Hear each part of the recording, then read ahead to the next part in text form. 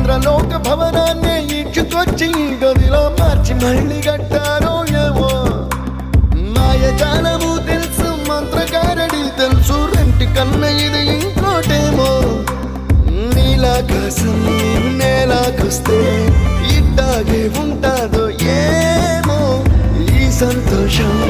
దాచాలంటే హృదయాలు ఓ వంద కావాలేమో ఇంతందంగా ఉంటుందా ఈ లోకం ఇన్నాళ్ళు ఈ మనసుకి తెలియాలేదే పాపం